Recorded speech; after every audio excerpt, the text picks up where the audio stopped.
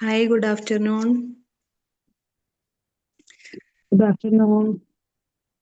എല്ലാവർക്കും സുഖാണെന്ന് വിചാരിക്കുന്നു. വിംബിൾ അക്കാഡമി റെമഡിയേറ്റേഴ്സ് ക്ലബിന്റെ ഭാഗമായിട്ട് നടത്തി വരുന്ന പാരന്റ് വെബിനാർസ് സീരീസിന്റെ ഇന്നത്തെ ക്ലാസ്സിലേക്ക് എല്ലാവരെയും ഞാൻ വെൽക്കം ചെയ്യുന്നു. എൻ്റെ പേര് ഷെജീല എന്നാണ്. വിംബിൾ അക്കാഡമിയുടെ റെമഡിയൽ ട്രെയിനറായി ഓഫ്ലൈനായിട്ട് വർക്ക് ചെയ്യുന്നു. എല്ലാ തിങ്കളാഴ്ചയും വ്യാഴാഴ്ചയുമാണ് നമുക്ക് ഈ ക്ലാസ്സുകൾ ഉണ്ടാവുക. സൈക്കോളജിസ്റ്റ്, ടീച്ചേഴ്സ്, റെമഡിയൽ ട്രെയിനേഴ്സ് ഒക്കെ ആയിരിക്കും ക്ലാസ്സുകൾ ലീഡ് ചെയ്യുന്നുണ്ടാവുക. നമുക്ക് ഈ ഒരു അവസരം ഒരുക്കി തന്നിട്ടുള്ള വിംബിൾ അക്കാഡമി ഫൈസൽ സാറിനും ഞാൻ ഗ്രാറ്റിറ്റ്യൂഡ് അറിയിക്കുന്നു. ജോയിൻ ചെയ്ത എല്ലാവരെയും ഞാൻ വെൽക്കം ചെയ്യുന്നു. ഇന്നത്തെ നമ്മുടെ ടോപ്പിക് എന്ന് പറയുന്നത് RPWD and special education of children എന്നതാണ്. സെഷൻ ലീഡ് ചെയ്യുന്നത് മിനി ഭാസ്കർ മാം ആണ്. മാം റിട്ടയേർഡ് അഡീഷണൽ ലോ സെക്രട്ടറിയും ബാലാവകാശ കമ്മീഷന്റെ റിട്ടയേർഡ് രജിസ്ട്രാറും ആണ്. സൈക്കോളജി ഫീൽഡിൽ വർക്ക് ചെയ്യുന്നുണ്ട്. ഞാൻ മാമിനെ സ്വാഗതം ചെയ്യുന്നു. Thank you. ഇതേ സംഭവം തന്നെ ഞാൻ രണ്ടാമത്തെ പ്രാവശ്യമാണ് ഇവിടെ എടുക്കുന്നതിന്റെ കാരണം എന്താണ് എന്ന് ചോദിച്ചാല് RPWD ആക്ടിന്റെ റെലിവൻസ് ഒരിക്കലും ചുരുങ്ങി പോകുന്നില്ല. ഏത് സർക്കംസ്റ്റാൻസസിലും അതിന്റെ വൈഡ് നെറ്റ്, അതിന്റെ വ്യാസം കൂടി വരികയാണ്. കാരണം എന്ന് വെച്ചാൽ ഓരോ സിറ്റുവേഷനിലും നമ്മൾ അറിയേണ്ട ഒരു കാര്യം എന്ന് വെച്ചാൽ ഇന്ത്യൻ ഭരണഘടന എന്ന് പറയുന്നത് വളരെ ബൃഹത്തായ ഒരു ഭരണഘടനയാണ്, ലിഖിത ഭരണഘടനയാണ്. അതിന്റെ പ്രിയാമ്പിളിൽ തന്നെ നമുക്ക് ഒരു 5 സംഭവങ്ങളാണ് തരുന്നത്. ഏതൊക്കെയാണ്? Social, secular, democratic, republic. അങ്ങനെ വരുന്ന ഇത്രയും സംഗതികളിനകത്ത് ഭിന്നശേഷി എന്ന് പറയുന്ന സംഭവം എവിടെ ഉൾക്കൊള്ളുന്നു എന്നുള്ളതാണ് അടുത്ത റീസണബിൾ സംശയമായിട്ട് വരുന്നത്. എന്തുകൊണ്ട് ഭിന്നശേഷി എന്നുള്ളതിന്റെ ആൻസർ ഇതുവരെ കണ്ടുപിടിച്ചിട്ടില്ല എന്നുള്ളതാണ് ശരിയായ വാസ്തവം. ക്രോമസോം, സയൻസിന്റെ ഭാഷയിൽ പറഞ്ഞാൽ ക്രോമസോം ഡിവിഷനിൽ വരുന്ന പ്രോബ്ലംസ് ഉണ്ട്, മോട്ടോർ ആക്സിഡൻസിൽ കൂടി വരുന്ന പ്രോബ്ലംസ് ഉണ്ട്, പല രീതിക്കും വന്ന് കൂടി നമ്മളുടെ ദൈനംദിന ജീവിതത്തിന് ഒരു വിലങ്ങുതടിയായിട്ട് വരുന്ന ചില ഡിഫക്ട്സ് ആണ് ഈ ഡിസബിലിറ്റി അല്ലെങ്കിൽ ഭിന്നശേഷിത്വം എന്ന് പറയുന്നത്. ഇതിന്റെ ആദ്യകാലങ്ങൾ തൊട്ട് എടുത്തു വെച്ച് നോക്കുകയാണെങ്കിൽ വളരെ വലിയ ഒരു മൈൽ സ്റ്റോൺ നമ്മൾ ഇപ്പോഴും കടന്ന് കാണുന്നു. ഏതാണെന്ന് നിങ്ങൾക്ക് പറയാമോ? തന്യാനാഥൻ എന്ന ടോട്ടലി ബ്ലൈൻഡ് കുട്ടി ഇപ്പം മുൻസിഫ് ടെസ്റ്റ് എഴുതി പാസ്സായി ജുഡീഷ്യറിയുടെ നമുക്ക് നീതി തരുന്ന ജുഡീഷ്യറിയുടെ പാർട്ടായി മാറുന്നു എന്ന് പറയുന്നത് ശരിക്കും RPWDയുടെ അങ്ങേയറ്റം, RPWD ആക്ട് എത്രത്തോളം സ്ട്രെച്ച് ചെയ്യാൻ പറ്റും എന്നുള്ളതിന്റെ ഏറ്റവും വലിയ ഒരു മകുട ഉദാഹരണമാണ്. കാരണം എന്ന് വെച്ചാല് ഇന്ത്യയുടെ ചരിത്രത്തിൽ ഇതുവരെ ആരും തന്നെ ഒരു ഭിന്നശേഷി എന്നുള്ളതല്ല, കണ്ണ് കാണാൻ വയ്യാത്ത ഒരാള് ജുഡീഷ്യൽ ഓഫീസർ ആയിട്ടില്ല. അതിന് നമ്മുടെ പ്രബുദ്ധ കേരളം തന്നെയാണ് അതിന് ആദ്യമായിട്ടൊരു ചുവട് മുന്നോട്ട് വെച്ചിരിക്കുന്നത്. അത് വലിയ ഒരു മൈൽ സ്റ്റോൺ തന്നെയാണ്. ഈ ഫീൽഡിൽ ഈ RPWD ആക്ടിന്റെ ഏറ്റവും വലിയ ഒരു നന്മ അല്ലെങ്കിൽ പോസിറ്റീവ് റിസൾട്ട് എവിടെ കണ്ടു എന്ന് ഇനി നമ്മളോട് ചോദിച്ചു കഴിഞ്ഞാൽ ആദ്യം പറയേണ്ട കാര്യമാണ് തന്യാനാഥൻ എന്ന മുൻസിഫ് ടെസ്റ്റ് പാസ്സായ അഭിഭാഷകയെ കുറിച്ചാണ്, ജുഡീഷ്യൽ ഓഫീസറിനെ കുറിച്ചാണ് നിങ്ങൾ ആദ്യം ഓർക്കേണ്ടത്. എന്തുകൊണ്ടാണ് ആ അപ്പോയിന്റ്മെന്റ് നടന്നത് എന്ന് ചോദിച്ചു കഴിഞ്ഞാൽ ആ ഒരു വലിയ നീതിപീഠത്തിനകത്തിലോട്ട് വെച്ച് കിട്ടിയ ഒരു മൈൽ സ്റ്റോൺ ബ്ലൈൻഡ് ആയിട്ടുള്ള ഒരു കുട്ടിക്ക് കിട്ടി എന്ന് പറയുന്നത് നമ്മളുടെ equality principles enshrined in the Indian കോൺസ്റ്റിറ്റ്യൂഷനിൽ വരുന്ന സംഭവമാണ്. അതിനകത്ത് നിന്ന് വലിച്ചു നീട്ടി എടുത്തു കൊണ്ടുവന്ന പല സംഭവങ്ങളും ഭിന്നശേഷിയായിട്ടുള്ള ഓരോരുത്തർക്കും ഇപ്പോൾ അത് എക്സസൈസ് ചെയ്യാൻ പറ്റുന്നുണ്ട് എന്നുള്ളതിന്റെ മകുട ഉദാഹരണമാണ്. അവിടെ ശരിക്കും അറിയേണ്ട ഒരു സംഭവം എന്ന് പറയുന്നത് ഈ ഭിന്നശേഷി എന്ന് പറയുന്ന ഒരു സംഭവം ഇറ്റ്സ് ഗോഡ് ഗിവൺ. ഞാൻ ഒരു ഇൻസ്റ്റൻസ് പറയാം. ഗോഡ് ഗിവൺ എന്ന് പറയുമ്പോഴും ഈ ഇക്വാളിറ്റി ബിഫോർ ലോ എന്ന ആർട്ടിക്കിൾ 14 ഇന്ത്യൻ കോൺസ്റ്റിറ്റ്യൂഷന്റെ ആസ്പെക്ട് ക്ലാസ്സിൽ എടുക്കുന്ന സമയം LLM സ്റ്റുഡന്റ് ആയിട്ട് ഞാൻ കൊച്ചിൻ യൂണിവേഴ്സിറ്റിയിൽ ഇരിക്കുന്ന സമയം ആകെ 8 സ്റ്റുഡൻസേ ഉള്ളൂ. സ്റ്റുഡൻസ് ആണ് ക്ലാസ് എടുക്കേണ്ടത്. ടീച്ചേഴ്സ് ഞങ്ങളെ മോണിറ്റർ ചെയ്തുകൊണ്ട് അവിടെ ഇരിക്കത്തേ ഉള്ളൂ, ആഡ് ഓൺ ചെയ്യത്തേ ഉള്ളൂ. ബേസിക് പ്രിൻസിപ്പിൾസ് എല്ലാം സ്റ്റുഡൻസ് തന്നെയാ പറയേണ്ടത്.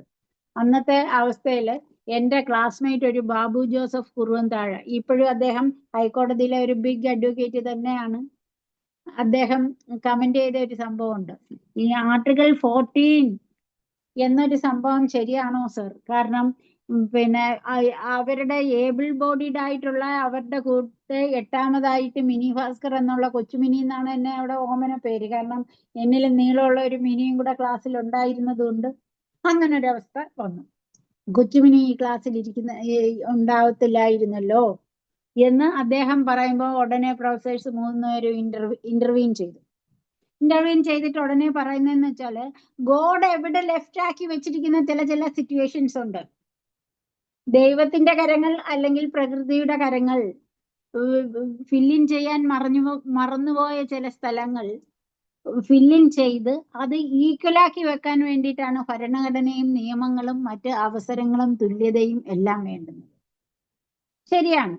അതിന്റെ ഭാഗമായിട്ട് തന്നെയാണ് UN convention on rights of persons with disabilities എന്ന് പറഞ്ഞിട്ടൊരു സംഭവമുണ്ട്.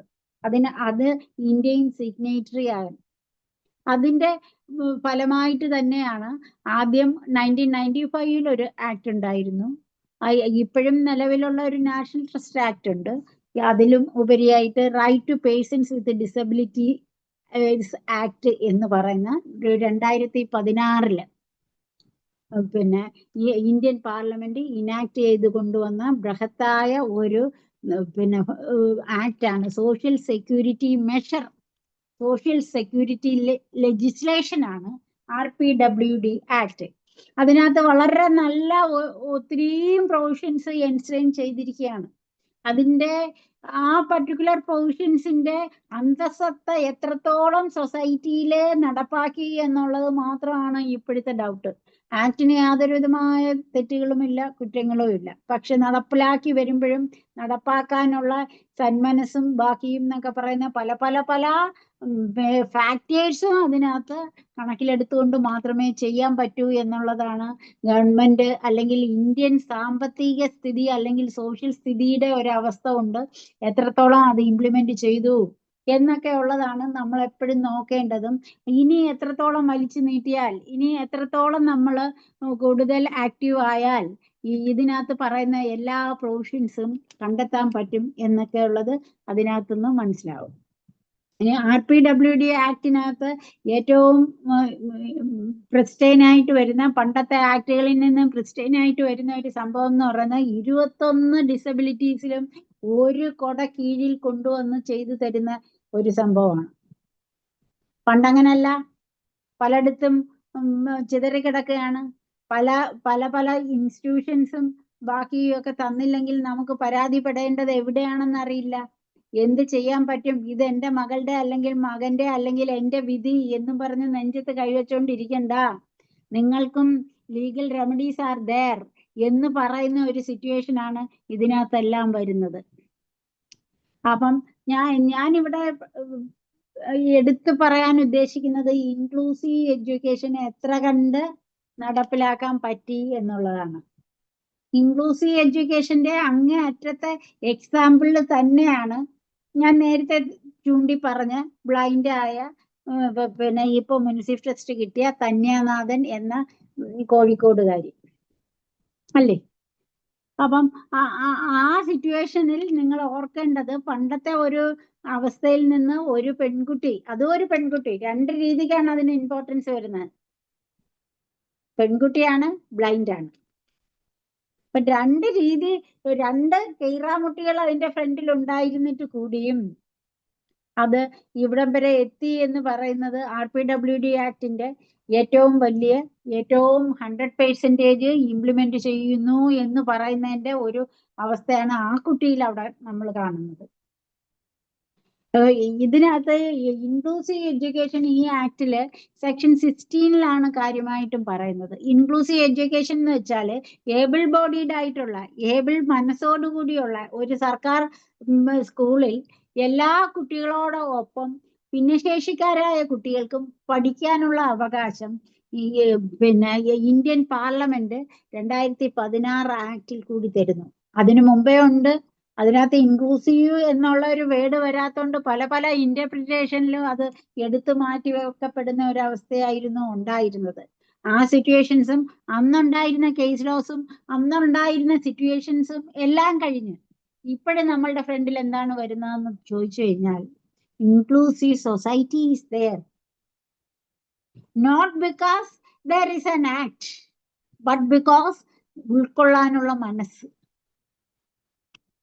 നമുക്ക് ചില സൊസൈറ്റിയിൽ ഉൾക്കൊള്ളുവാനുള്ള ഒരു മനസ്സില്ലെങ്കിൽ അത് ശരിയാവില്ല എന്ന് പാർലമെന്റിന് മനസ്സിലാക്കിക്കൊണ്ട്, അല്ലെങ്കിൽ യുഎന്റെ ആ particular committee right of persons with disabilities convention തയ്യാറാക്കി അംഗീകരിച്ച് ഇത്ര സ്റ്റേറ്റ്സിനെ കൊണ്ട് സിഗ്നേറ്ററി ആക്കി കൊണ്ടുവന്ന ആ കമ്മിറ്റിക്ക് ഇവരും എത്രത്തോളം മനുഷ്യത്വം ഉള്ളവരാണ്, ഇവരും മനുഷ്യരാണ് എന്നുള്ള ബോധമാണ്. ഇവർക്കും ഈക്വൽ ആയിട്ടുള്ള ഓപ്പർച്യൂണിറ്റികൾ കൊണ്ടുവന്നു കഴിഞ്ഞാൽ ഇവർ ആരെയും ഡിപ്പെൻഡ് ചെയ്യാതെ ജീവിക്കാനുള്ള ഒരു അവസ്ഥ അവർക്ക് കൊടുക്കാവുന്നതാണ് എന്ന് തോന്നിയതുകൊണ്ട് തന്നെയാണ് RPWD ആക്ട് ഇങ്ങനെ നിലവിൽ വന്നത്. അതിനകത്ത് ഷാർപ്പായിട്ട് പറയുന്ന ഒരു സംഭവമുണ്ട്. പാർലമെന്റും ലെജിസ്ലേഷനും അല്ലെങ്കിൽ ബാക്കിയും എന്നൊക്കെ പറയുന്ന ഗവൺമെന്റിന്റെ ഇൻസ്ട്രുമെന്റാലിറ്റിയാണ്. നമുക്കത് പ്രൈവറ്റ് സെക്ടറിലോട്ട് വലിച്ചു നീട്ടാൻ കുറച്ച് ബരിയേഴ്സ് ആർ ദെയർ. എങ്കിൽ കൂടിയും അതിനകത്ത് ഷാർപ്പായിട്ട് പറയുന്ന ഒരു സംഭവം എന്ന് പറയുന്നത് ആൾ എഡ്യൂക്കേഷണൽ ഇൻസ്റ്റിറ്റ്യൂഷൻസ് എന്ന് വെച്ചാൽ എല്ലാ വിദ്യാഭ്യാസ സ്ഥാപനങ്ങളും എന്ന് തന്നെയാണ്. അവര് ഉണ്ടാക്കിയിട്ടുള്ള എല്ലാ വിദ്യാഭ്യാസ സ്ഥാപനങ്ങളിലും ഇൻക്ലൂസീവ് എഡ്യൂക്കേഷൻ കൊടുക്കണം എന്നുള്ളതാണ് അതിനകത്ത് പറയുന്നത്. ആ ഇൻക്ലൂസീവ് എഡ്യൂക്കേഷനകത്ത് വരുന്ന സംഭവം ഫസ്റ്റ് തിങ് എന്ന് പറയുന്നത് അഡ്മിഷൻ തന്നെയാണ്. കാരണം എന്ന് വെച്ചാല് ഈ 21 രീതിക്കുള്ള ഡിസബിലിറ്റിയിലെയും പിള്ളേർക്ക് അഡ്മിറ്റ് ചെയ്യാൻ പറ്റുമോ എന്ന് ചോദിച്ചു കഴിഞ്ഞാല് അവിടെ ഒരു കീറാമുട്ടി പ്രശ്നം അതിനകത്തുണ്ട്. കാരണം ബെഡിൽ നിന്ന് എഴുന്നേക്കാൻ പറ്റാത്ത ഒരു കുട്ടിയെ അവിടെ കൊണ്ടുവിടാൻ പറ്റുമോ? ഇല്ല. അപ്പൊ അതിന് ടീച്ചേഴ്സ് അതിന്റെ വീട്ടിൽ പോയി പഠിപ്പിക്കുന്നു എന്നുള്ള വൻ റൂൾ അതിനകത്ത് എഴുതി വെച്ചിരിക്കുകയാണ്. ഇത്ര ദിവസം ക്ലാസ് ടീച്ചർ അല്ലെങ്കിൽ മറ്റൊരു അസിസ്റ്റൻസ് ആയിട്ടുള്ള ടീച്ചേഴ്സ് ആ കുട്ടിയുടെ വീട്ടിൽ പോയി പഠന ഉപകരണങ്ങളും നൽകി അതിന്റെ പ്രോഗ്രസ് വിലയിരുത്തി ക്ലാസ് ബുക്സ് ഏത് ക്ലാസ്സിലാണ് പഠിക്കുന്നതെന്ന് വെച്ചാൽ അതിന്റെ ടെക്സ്റ്റ് ബുക്സും നോട്ട് ബുക്സും എല്ലാം കൊടുത്ത് അതിന്റെ പഠന പുരോഗതി അസസ് ചെയ്ത് തിരിച്ച് ക്ലാസ്സിൽ കൊണ്ടുവന്ന് HMന്റെ അടുക്കൽ കൊടുക്കണം എന്നാണ് ആക്ട് പറയുന്നത്. ഇത്രത്തോളം ചേർത്ത് പിടിക്കുന്ന ഒരു ആക്ട് വേറെ ഇല്ല എന്ന് തന്നെ എനിക്ക് പറയാൻ പറ്റും. പക്ഷെ അതിനകത്ത് വരുന്ന ഒരു ചില ബുദ്ധിമുട്ടെന്ന് പറയുന്നത് ഇപ്പൊ എഴുന്നേക്കാൻ വയ്യാത്ത ഒരു കുട്ടിയെ സംബന്ധിച്ചിടത്തോളം വീട്ടിൽ പോയി കാണുന്നു. അതിലും ഉപരിയായിട്ട് ചില ഇന്റേണൽ പ്രോബ്ലംസ് ഉള്ള, ഇന്റേണൽ എന്ന് വെച്ചാൽ മനസ്സിന്റെ പ്രോബ്ലമോ മൈൽഡ് ആയിട്ടുള്ള ചില സൈക്കോളജിക്കൽ ഇഷ്യൂസോ ഒക്കെ ഉള്ള ചില കുട്ടികൾ നന്നായിട്ട് ബ്രില്യന്റ് ആയിരിക്കും, നന്നായിട്ട് അവർക്കെല്ലാം ചെയ്യാൻ പറ്റും. അവർക്ക് വേണ്ടിയിട്ടാണ് ഈ ഇൻക്ലൂസീവ് എഡ്യൂക്കേഷൻ എന്നുള്ള പർട്ടിക്കുലർ പ്രൊവിഷൻ ഷാർപ്പായിട്ടും കൊണ്ടുവന്നിരിക്കുന്നത്. നമ്മൾ ഓരോരുത്തരും ഒരു ഡിഫക്റ്റും ഇല്ലാത്ത ഓരോരുത്തരും തന്നെ എടുത്തു വെച്ച് നോക്കിയാലും ഇന്ന് ഞാൻ മുടി മാടി കോതി കണക്കല്ല എന്റെ കൂട്ടുകാരൻ കോതി വെച്ചിരിക്കുന്നത്. അവന്റെ മുഖം കണ്ടിട്ട് ആ തരത്തിലുള്ള മുടികോതലും അല്ലെങ്കിൽ ആ കുട്ടി സാരി അല്ലെങ്കിൽ ഡ്രസ്സ് ക്യാരി ഓൺ ചെയ്യുന്നതിന്റെ നീറ്റ്നെസ്സും പുഞ്ചിരിയോടുകൂടി എന്റെ കൂട്ടുകാരൻ സംസാരിക്കുന്നത് കാണുമ്പോൾ എനിക്കും ആ വിഷമിച്ച മുഖം മാറണം എന്ന് എനിക്ക് തോന്നുന്നതും ഒക്കെയാണ് ഈ ഇൻക്ലൂസീവ് എഡ്യൂക്കേഷനകത്ത് വന്നിട്ടുള്ളത്. അല്ലാതെ മറ്റൊരു സംഭവവും അല്ല അതിനകത്ത് വരുന്നത്. ഇൻക്ലൂസീവ് എഡ്യൂക്കേഷൻ എന്ന് പറയുന്നത് ചിലരെല്ലാം ഇന്റർപ്രിറ്റ് ചെയ്ത് വെറുതെ ഒരു പരീക്ഷയാക്കി അല്ലെങ്കിൽ ക്ലാസ്സിൽ കൂടിയിരുന്ന് അടിക്കാനും ഞോണ്ടാനും ഉള്ള ഒരു സംഭവം അല്ല. ഇതിനകത്ത് ഷാർപ്പായിട്ടും പറയുന്നു എന്റെ കൂടെ ഉള്ള ഒരാളിനെ കാണുമ്പോഴാണ് ഞാൻ എത്രത്തോളം പഠിക്കും, അല്ലെങ്കിൽ അവൻ എത്രത്തോളം അവൻ എന്ന വ്യക്തിയെ ക്യാരി ഓൺ ചെയ്യുന്നു, എനിക്ക് എത്രത്തോളം പറ്റുമോ. എന്തുകൊണ്ടാണ് ഞാൻ അതിനകത്ത് ഒരു ക്വസ്റ്റ്യൻ എല്ലാവരോടും ചോദിക്കാം. നമ്മളിവിടെ 10-12 പേരിരിക്കുകയാണ്. ഇതില് എല്ലാവരും അക്സെപ്റ്റ് ചെയ്യുന്ന, എല്ലാവരും ഓടി വന്ന് ക്ഷയിക്കാൻ കൊടുക്കുന്ന ചില പേഴ്സണാലിറ്റീസ് കാണാം. ചിലര് അന്തർമുഖരായിരിക്കും, ചിലര് ബഹിർമുഖരായിരിക്കും, ചിലര് കുറച്ച് മാത്രം അത്യാവശ്യം മാത്രം മിണ്ടുന്നവരായിരിക്കും. ഇതൊക്കെ ആരുണ്ടാക്കി വെച്ച സംഭവമാണ്? ചിലര് ബയോളജി ടീച്ചേഴ്സോ അല്ലെങ്കിൽ ഡോക്ടേഴ്സോ ഒക്കെ പറയാം അതൊക്കെ അന്തർലീനമാണ്, അത് അവരുടെ ക്രോമസോമാണ് എന്ന് പറഞ്ഞാൽ അത് മാത്രമല്ല. ക്ലാസ്സിൽ പോയി ടീച്ചേഴ്സിനെ വിഷ് ചെയ്യുക, അല്ലെങ്കിൽ കൂടിയിരിക്കുന്നവനെ വിഷ് ചെയ്യുക. ആ ക്ലാസ്സിൽ ഒരു പാട്ട് വരുവാണെങ്കിൽ അയ്യോ എനിക്ക് നാണക്കേടാണേ എന്ന് പറയുന്ന ഒരവസ്ഥ ഇല്ലാതെ, ഇത് നാണക്കേടിന്റെ ഭാഗമല്ല, ഞാനും ഈ ക്ലാസ്സിലുള്ള ഒരു അംഗമാണ്, ഐ ക്യാൻ ആൾസോ സിംഗ്. ജനഗണമനയെങ്കിൽ ജനഗണമന, അഖിലാണ്ട മണ്ഡലം ആണെങ്കിൽ അഖിലാണ്ട മണ്ഡലം, ഏതായാലും അത് I will try for singing it എന്നുള്ള ആ ഒരു ഇൻക്ലൂസീവ്നെസ് ആണ് സർക്കാർ ഉദ്ദേശിച്ചിരിക്കുന്നത്, ലെജിസ്ലേറ്റേഴ്സ് ഉദ്ദേശിച്ചിരിക്കുന്നത്. അത് നടപ്പിലാക്കി വന്നപ്പം ചില പാളിച്ചകൾ വരുന്നു എന്നൊക്കെ പലയിടത്തും കാണുന്നുണ്ട്. അതിന്റെ ഭാഗമായിട്ട് പല കേസസും വരുന്നുണ്ട്. ആ കേസുകളുടെ ഭാഗമായിട്ട് തന്നെ സൊസൈറ്റി കുറച്ചുകൂടെ സുന്ദരമായിക്കൊണ്ടിരിക്കുകയാണ്. ഇങ്ങനെയുള്ള പല സിറ്റുവേഷൻസും നമ്മൾ എന്നും കണ്ട് വിലയിരുത്തേണ്ട സംഭവങ്ങൾ തന്നെയാണ്.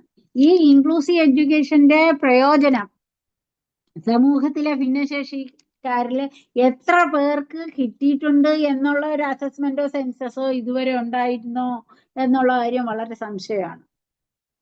2016 ആക്ട് വന്നതിന് ശേഷം നല്ല ഒരു സർവേ കിട്ടിയിരുന്നെങ്കിൽ ഈ ഇൻക്ലൂസീവ് എഡ്യൂക്കേഷനോട് കൂടി കേരളത്തിന്റെ ഭിന്നശേഷിക്കാരായിട്ടുള്ള കുട്ടികളിൽ എത്ര പേര് പ്രൊഫഷണൽ കോഴ്സിന് ചേർന്നു, എത്ര പേര് സാധാ കോഴ്സിന് ചേർന്നു, എത്ര പേർക്ക് ഇത് ചെയ്യാൻ പറ്റുന്നില്ല, വീട്ടിൽ തന്നെ ഇരിക്കേണ്ടി വരുന്നു, അവരുടെ എല്ലാം ഡിഫക്ട്സ് എന്താണ്, ഇങ്ങനെ കുറേശ്ശെ എടുത്തു വെച്ച് നോക്കുവാണെങ്കിൽ ഈ സൊസൈറ്റിയിൽ നമ്മളുടെ ഈ ബരിയർ ഫ്രീ സൊസൈറ്റി എന്നുള്ളതും ഇൻക്ലൂസീവ് എഡ്യൂക്കേഷൻ എന്നുള്ളതിന്റെയും ആത്യന്തികമായിട്ടുള്ള ലക്ഷ്യം സാധിക്കാൻ എപ്പോഴും പറ്റിയേനെ.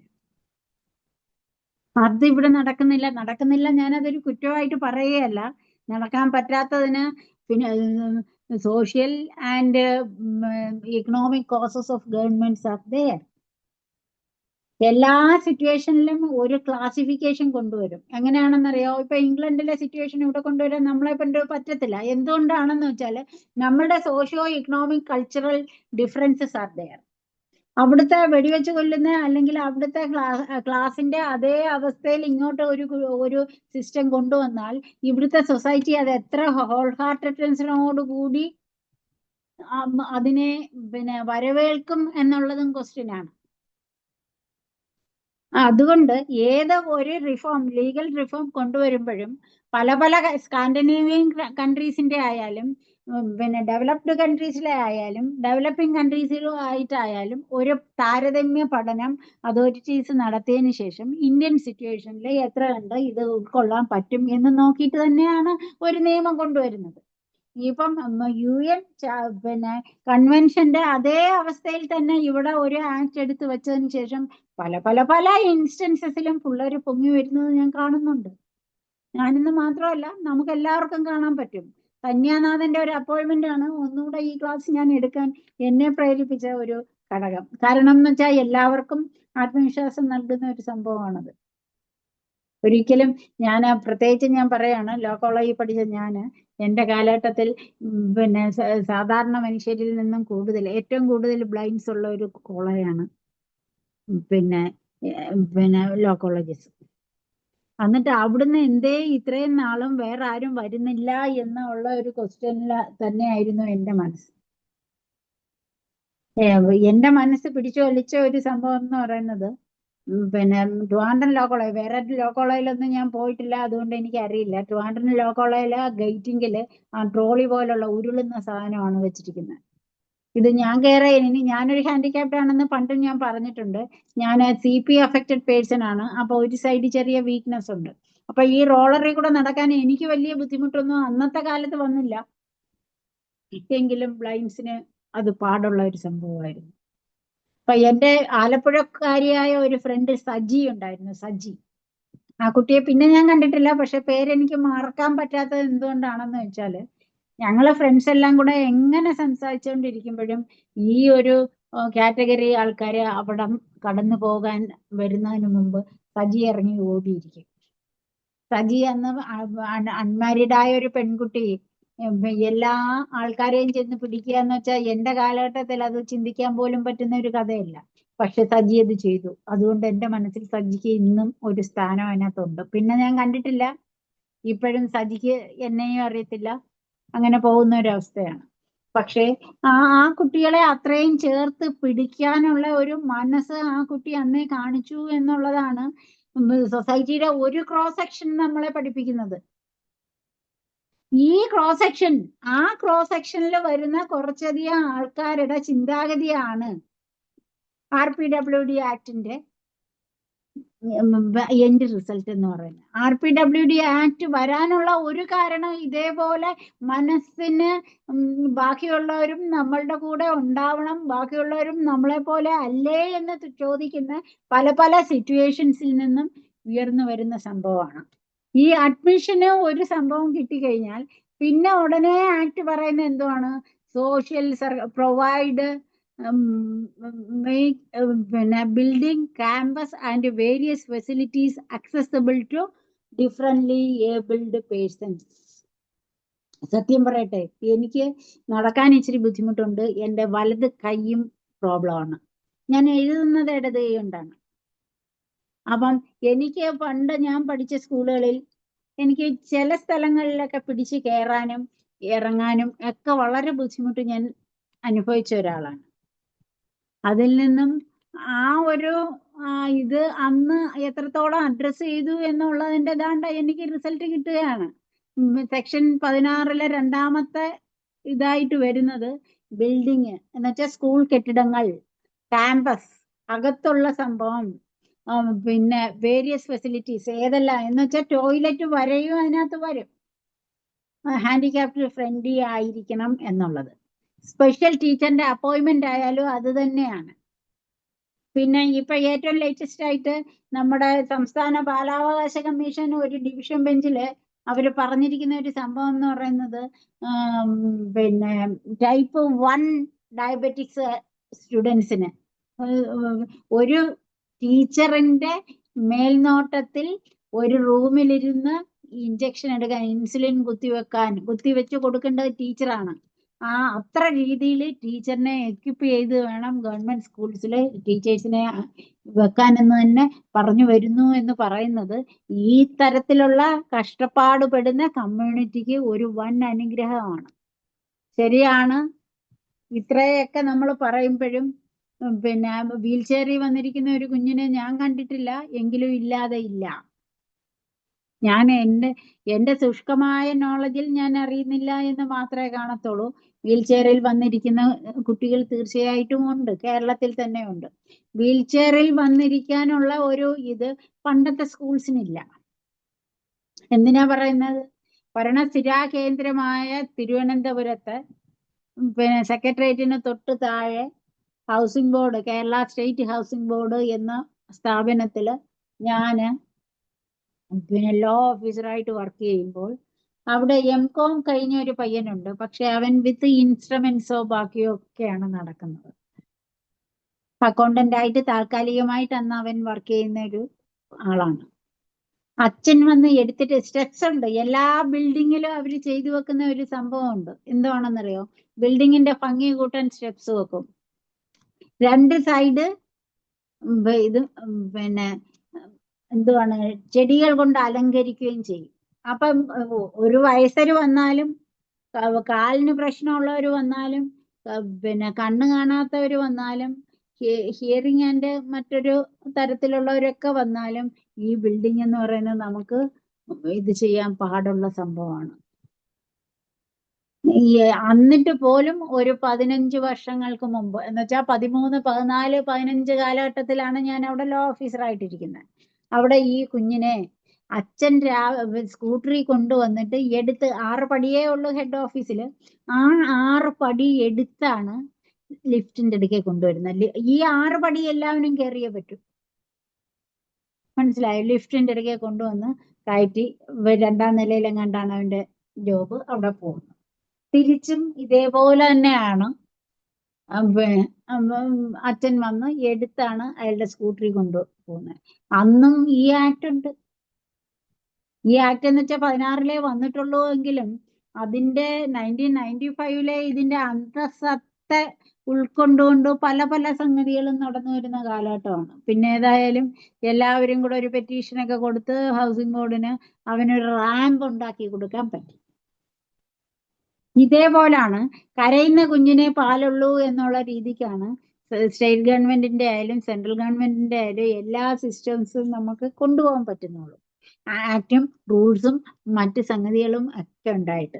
ഇപ്പം തന്നെ ഞാൻ പറയാം, ഈ ഇൻക്ലൂസീവ് എഡ്യൂക്കേഷന്റെ ഇത് പറയുമ്പോൾ ആദ്യം സ്കൂളിന്റെ അഡ്മിഷൻ പറഞ്ഞു, അത് കഴിഞ്ഞിട്ട് ക്യാമ്പസും വേരിയസ് ഫെസിലിറ്റീസ് കൊടുക്കണം എന്ന് പറയുന്നു ബിൽഡിങ്ങിനും.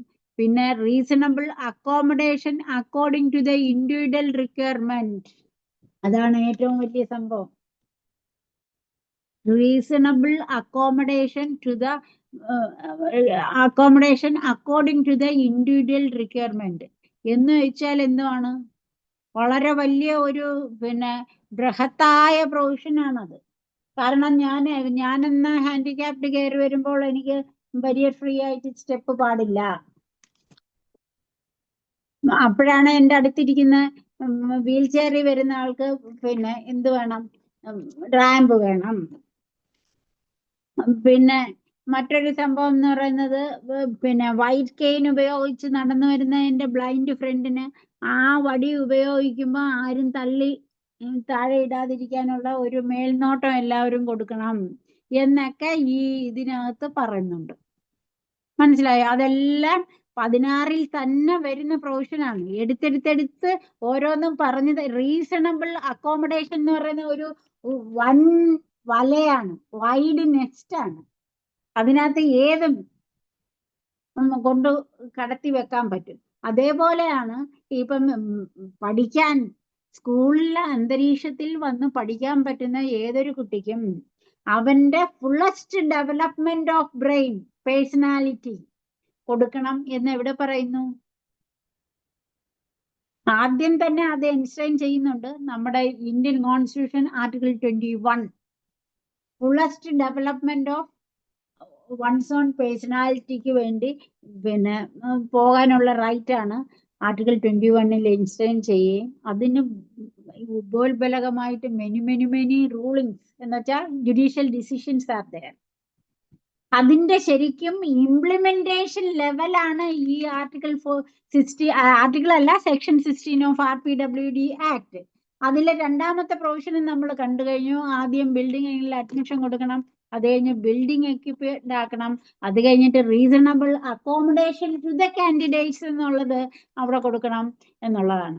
ഇപ്പം തന്യാനാഥം വരുമ്പോൾ ഞാൻ ഇത്ര സന്തോഷിക്കുന്നത് എന്തിനാണെന്ന് ചോദിച്ചു കഴിഞ്ഞാല്, പിന്നെ ഞാൻ പറയാം, നമ്മളുടെ പരിമിതമായ സ്റ്റേറ്റിന്റെ പ്രോബ്ലംസ് കൊണ്ട് ഇപ്പൊ അഡ്വക്കേറ്റ് ആണെങ്കിൽ കൂടിയും എനിക്ക് എല്ലാ കോടതികളിലും ബരിയർ ഫ്രീ ആയിട്ട് നടക്കാൻ പറ്റാത്തത് കൊണ്ട് കോടതി പോകാതെ വീട്ടിൽ കുത്തിയിരിക്കുകയാണ് റിട്ടയർമെന്റിന് ശേഷം. അപ്പം തന്യാനാഥൻ പ്രാക്ടീസ് ചെയ്യാൻ വരുന്ന, അല്ലെങ്കിൽ തന്യാനാഥൻ ജുഡീഷ്യൽ ഓഫീസറായിട്ട് വരുന്ന അവിടെയൊക്കെ ഒരു റാമ്പ് വരുമല്ലോ, അല്ലെങ്കിൽ അതിനുള്ള ഫെസിലിറ്റിയോ അതിനുള്ള ആളിനെ കിട്ടുമല്ലോ എന്നുള്ള ഒരു ഇത് അത് അനുഭവിക്കുന്നവന് മാത്രമേ മനസ്സിലാകത്തുള്ളൂ. അല്ലാതെ കേൾക്കുന്നവര് എത്രത്തോളം ഇതിനകത്തോട്ട് കടന്നു വരും എന്ന് എനിക്ക് പറയാൻ പറ്റത്തില്ല. പക്ഷെ ഞാൻ അതിൽ ശരിക്കും ഓവർവെൽംഡ് ആണ് ഈ ഒരു ആക്ഷൻ ഓഫ് ദ സ്റ്റേറ്റ് കൊണ്ട്, ആക്ഷൻ ഓഫ് ദ ജുഡീഷ്യറി കൊണ്ട്. കാരണം കുറച്ചെങ്കിലും അവിടെ ഒരു ലൈറ്റ് കോടതിയിൽ ലൈറ്റ് കിട്ടണമെങ്കിൽ തന്യാനാഥനെ പോലുള്ള 10 പേര് വരണം. ഒരാളല്ല, 10 പേര് വരണം. 10 പേരല്ല, അതിൽ കൂടുതലും വരുന്നില്ല, എനിക്ക് സങ്കടമൊന്നുമില്ല. പക്ഷെ അങ്ങനെ വന്നേ പറ്റൂ എന്നുള്ളതാണ്. അതും കൂടെ പറയാൻ വേണ്ടിയിട്ട് തന്നെയാണ് ഞാൻ ഇതിനകത്ത് കൂടുതൽ ഈ സബ്ജക്റ്റ് തന്നെ വെച്ച് വരുന്ന കാര്യം. അപ്പം ഈ ഒരു സിറ്റുവേഷനിൽ നമ്മൾ പറയേണ്ടി വരുന്ന റീസണബിൾ അക്കോമഡേഷൻ എന്ന് പറയുന്നത് അതാണ്. അപ്പം മറ്റൊരു കുട്ടി ഇപ്പൊ അവന് എന്തെങ്കിലും ചെറിയ സൈക്കോളജിക്കൽ അല്ലെങ്കിൽ ആങ്സൈറ്റി ഇഷ്യൂസ് അല്ലെങ്കിൽ ഇമോഷണൽ ഡൈവേർജൻസ് ഉള്ള ഒരു കുട്ടിയാണെങ്കിൽ ഉള്ള പ്രശ്നം എന്ന് പറയുന്നത് പിന്നെ അവനെയും അക്കോമഡേറ്റ് ചെയ്യാൻ ഈ പഠിപ്പിക്കുന്ന ടീച്ചേഴ്സ് സഹപാഠികൾ എല്ലാവരും എക്യുപ്ഡ് ആയിരിക്കുമോ എന്ന് വെച്ച് കഴിഞ്ഞാൽ പല വീട്ടിലെ സർക്കംസ്റ്റാൻസസിൽ വരുന്ന ആൾക്കാരാണ്. അവരുടെ പേരൻസിന് എൻലൈറ്റ്മെന്റ് കൊടുത്താൽ തന്നെ കൊടുക്കണ്ട എന്നല്ല ഞാൻ പറയുന്നത്, തീർച്ചയായിട്ടും കൊടുക്കണം. കാരണം ആദ്യമായിട്ട് പേരൻസ് നമ്മളായാലും കുട്ടികളുള്ള എല്ലാവരും മക്കളെ വെളിയിൽ കൊണ്ടുപോകുമ്പം അവിടെ വെച്ച് പിന്നെ ഇങ്ങനെ പെരുമാറണം എന്നൊരു ഗൈഡൻസ് കൊടുത്തിട്ടാണ് പോകുന്നത്. കാരണം പണ്ടത്തെ കാലത്ത് ഇപ്പം പിന്നെ അങ്ങനത്തെ ഉള്ള ഡ്രസ്സ് പോലും ഇല്ല. എന്റെയൊക്കെ കാലത്ത് ഫ്രോക്കും ബാക്കിയൊക്കെയാണ്. അപ്പം ഫ്രോക്ക് ഇട്ടുകൊണ്ട് പോകുന്നതിന് മുമ്പ് അമ്മ പറയും, ഫ്രോക്കൊക്കെ ഇട്ടുകൊണ്ട് എന്റെ കൂടെ വരുന്നത് കൊള്ളാം, നീ വീട്ടിലിരുന്ന് ഇടയ്ക്കിടയ്ക്ക് ഫ്രോക്ക് പൊക്കി കളിക്കുന്ന കണക്ക് വെളിയിൽ ഇറങ്ങി ചെയ്യരുത്. അതേപോലെ പല പല ഗൈഡൻസസും. കാരണം പിന്നെ ചാന്ത് പൊട്ടാണേ അന്നുള്ളൂ, അന്ന് ഈ സ്റ്റിക്കർ പൊട്ടൊന്നും ഇല്ല. ചാന്ത് പൊട്ട് മുഖത്ത് മൊത്തം ആക്കിക്കൊണ്ട് നടക്കരുത്. ബാക്കി കൊച്ചു കുട്ടികളെ എനിക്ക് 18 വയസ്സ് വരെ എനിക്കുള്ള ഒരു സ്പെഷ്യൽ റെസ്ട്രിക്ഷൻ ഫ്രം ദ വീടായിരുന്നു. എങ്ങനെ കൊച്ചു കുഞ്ഞുങ്ങളെ നീ എടുക്കരുത്, കാരണം നിന്റെ കൈക്ക് വയ്യ. അത് നീ തന്നെയാണ് അറിയേണ്ടത്. കുഞ്ഞുങ്ങൾ പോവുകയോ വീഴുകയോ ബാക്കിയോ ഒക്കെ ചെയ്യുകയാണെങ്കിൽ അത് ബുദ്ധിമുട്ടാണ്. അങ്ങനെ അതേപോലെ വരുന്ന കുറച്ചധികം സംഭവങ്ങൾ ഇതിനകത്തുണ്ട്. അതുകൊണ്ട് തന്നെയാണ് ഈ റീസണബിൾ അക്കോമഡേഷൻ എന്ന് പറയുന്ന സംഭവം വളരെ വൈഡ് നെസ്റ്റ് ആണ് എന്ന് ഞാൻ പറയാനുള്ള കാരണം. ഓരോ ഇൻഡിവിജ്വലിന്റെയും ഓരോ ഭിന്നശേഷി കുട്ടിയുടെയും ആവശ്യത്തിനനുസരിച്ച് ക്ലാസ് റൂം മാറണം എന്നുള്ളതാണ്. ഇപ്പം ഫോർ എക്സാമ്പിൾ ഇപ്പോഴും നമ്മളൊക്കെ പല പല ഡയറക്ഷൻസും വരുന്നുണ്ടല്ലോ ആൾ ഓവർ സ്കൂളിൽ. പണ്ട് പനിയായിട്ട് സ്കൂളിൽ പോയില്ലെങ്കിലും ടീച്ചേഴ്സ് എല്ലാം വഴക്ക് പറയും. ഞാനിപ്പോഴും എന്റെ മോളിലൊക്കെ കളിയായിട്ട് പറയുന്ന ഒരു കാര്യമുണ്ട്. എനിക്കിപ്പം പഠിക്കുന്നതായിരുന്നു ഇഷ്ടം, കാരണം പകുതി ദിവസവും പനിയാന്നും പറഞ്ഞ് സ്കൂളിൽ പോകണ്ടായിരുന്നല്ലോ. പണ്ട് മൂക്ക് ഒലിപ്പിച്ചും എത്ര പനിയായാലും നീ എന്തേ സ്കൂളിൽ വരാത്തത് എന്ന് മാത്രമാണ് ക്വസ്റ്റ്യൻ. ആ ക്വസ്റ്റ്യനിൽ നിന്നും മാറി ഇപ്പം വീട്ടിൽ അടച്ചിരിക്കാനുള്ള ഒരു അവസ്ഥ പനിയിൽ എല്ലാ സർക്കുലേഴ്സിൽ നിന്നും ഗവൺമെന്റ് കൊടുക്കുന്നുണ്ട്. പനിയായിട്ട് സ്കൂളിൽ വരണ്ട, ലീവ് അവർ അനുവദിക്കും, അല്ലെങ്കിൽ ഇങ്ങനെയാണ്, ബാക്കി എന്തെല്ലാം അവസ്ഥകൾ വന്നു. പനി ഇപ്പൊ നമ്മുടെ ഏറ്റവും വലിയ ഒരു ത്രെറ്റായിട്ട് മാറിയിരിക്കുന്ന സിറ്റുവേഷൻ അല്ലേ. അതാണ് അതിനകത്ത് വരുന്നത്. പിന്നെ അതിലുപരിയായിട്ട് അടുത്തത് provide necessary support individualized or otherwise in environments that are the academic and social development consistent with goals and inclusion. എന്ന് വെച്ചാല് ഞാൻ അതിന് കഴിഞ്ഞ ക്ലാസ്സിൽ പറഞ്ഞ ഒരു എക്സാമ്പിൾ എന്ന് പറഞ്ഞാൽ എന്നെ തന്നെ ആയിരുന്നു. അത് തന്നെ ഞാൻ ഇവിടെ പറഞ്ഞുതരാം. എന്നുവെച്ചാൽ ചെറിയ ഡിഫക്ട്സ് അല്ലെങ്കിൽ ഡിഫക്ട്സ് ഉള്ള ഒരാൾ ഇപ്പം സ്പോർട്സ് ചെയ്യാൻ പറ്റാത്ത ഒരാളെ സ്പോർട്സിൽ കയറ്റാൻ നിർബന്ധിക്കരുത്. സ്പോർട്സ് ആ കുട്ടി ചെയ്യണം എന്ന് നിർബന്ധിക്കാൻ പാടില്ല എന്നുള്ളതാണ് ശരിയായ ഒരവസ്ഥ. അപ്പൊ ഇപ്പോഴാണ് ഭിന്നശേഷിക്കാർക്ക് സെപ്പറേറ്റ് സ്പോർട്സും അല്ലെങ്കിൽ സെപ്പറേറ്റ് ടാലന്റ് ടീമും മറ്റു സംഗതികളും ഒക്കെ വരുന്നത്. അന്നത്തെ കാലത്ത് അതില്ല. അപ്പൊ ഈ ജനറൽ കുട്ടികളുടെ കൂടെ സ്പോർട്സിനകത്ത് പോയി കഴിഞ്ഞാൽ ഭിന്നശേഷിയായിട്ടുള്ള ഒരു കുട്ടി എന്ത് ചെയ്യും?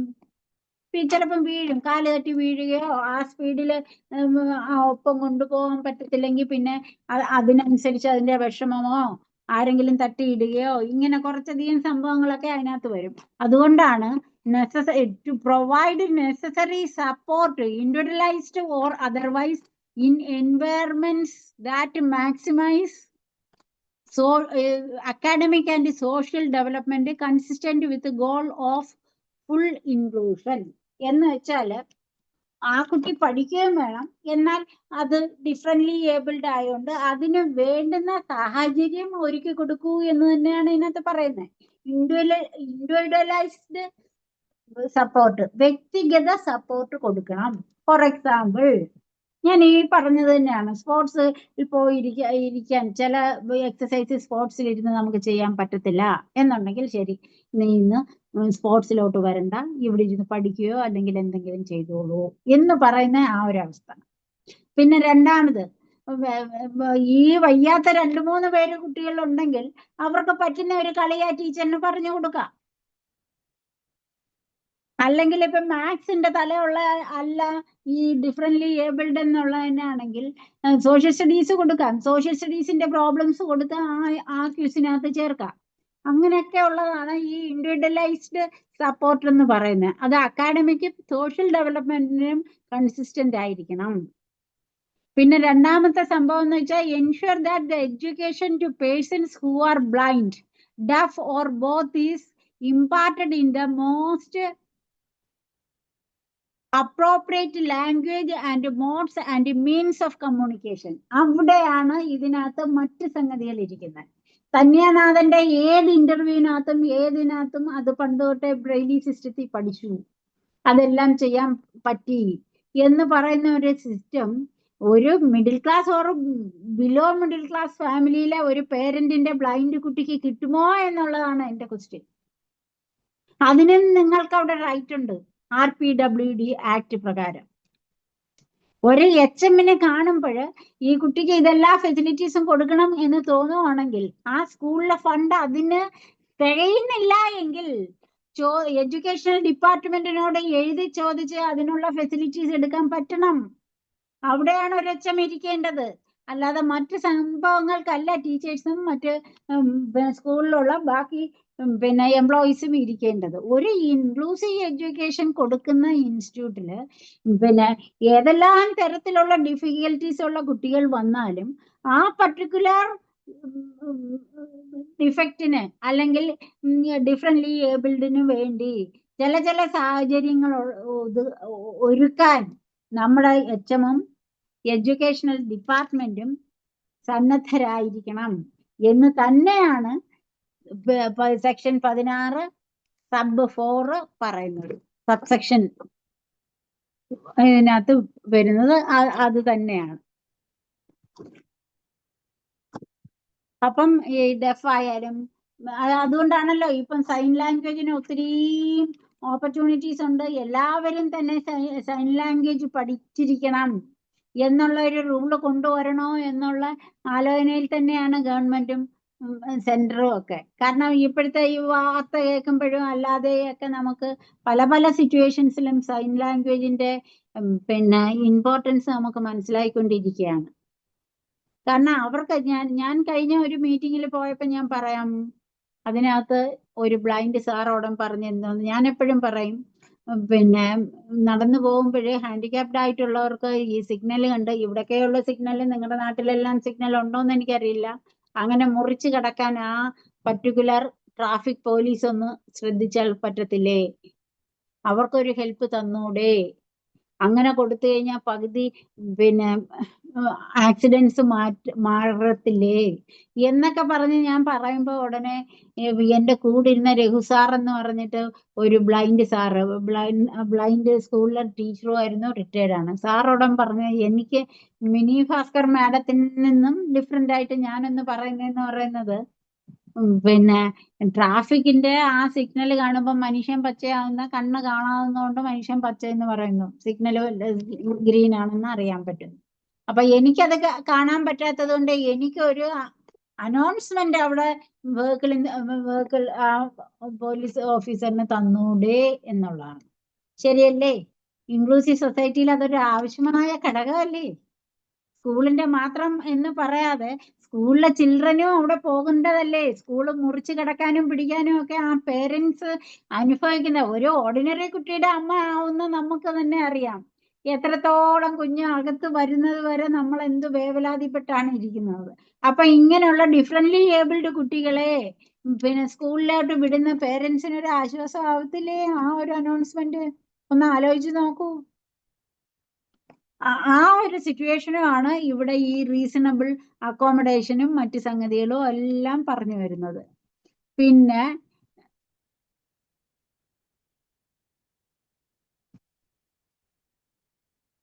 സ്പെസിഫിക് ഈ ഓർഡിനറി പേഴ്സൺസ് തന്നെ ഇപ്പം ഡിഫക്റ്റീവ് ആയിട്ടുള്ള ഡെഫ് ആൻഡ് ഡംബോ, ബ്ലൈൻഡോ, ഓർത്തോപീഡിക്കലി ഹാൻഡിക്യാപ്ഡോ, സ്വല്പം മെന്റൽ ഡിസീസ് ഉള്ളവരോ ഒന്നും അല്ലെങ്കിൽ തന്നെയും ചില പതുങ്ങി ഇരുന്ന് എഴുതാൻ സമയം എടുക്കുന്നവരോ അല്ലെങ്കിൽ സ്പെസിഫിക് ലേണിംഗ് ഡിസബിലിറ്റീസ് ഉള്ളവരെയോ ഒക്കെ ഉള്ളവർക്ക് ഒക്കെ തന്നെ അത് വളരെ ഏർലിയർ പീരീഡിൽ തന്നെ കണ്ടുപിടിച്ചിട്ട് അതാരും കണ്ടുപിടിക്കുന്നില്ല. അതാണ് അതിന്റെ ശരിയായ അവസ്ഥ. കാരണം എന്ന് വെച്ചാൽ ഈ ഹോൾ പ്രൊമോഷൻ എന്ന് പറയുന്നത് 10th വരെയുള്ള ഒരു ഹോൾ പ്രൊമോഷൻ നടത്തി കൂട്ടുന്ന പ്രശ്നങ്ങൾ എന്ന് പറയുന്നത്, ഇന്നിപ്പം ഞാൻ ഇപ്പൊ ഒരു സ്പെഷ്യൽ ടീച്ചറായിട്ട് ഇവിടെ വർക്ക് ചെയ്യുന്നുണ്ട്.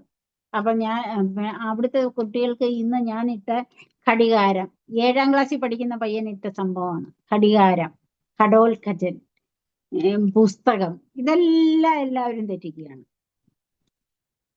അപ്പം പിന്നെ 6ാം ക്ലാസ്സിലായി എന്ന് പറയുന്നതിന് എന്താണ് ഇമ്പോർട്ടൻസ്? ഒന്നുമില്ല. 1ലെ കുട്ടികളായാലും 2ലെ കുട്ടികളായാലും 4ലെ കുട്ടികളായാലും ഒക്കെ ഇങ്ങനെ പോയിക്കൊണ്ടിരുന്നാൽ അത് മറ്റൊരു ബുദ്ധിമുട്ടിലോട്ട് നടക്കത്തില്ലേ എന്നുള്ളതാണ് അതിന്റെ ഇത്.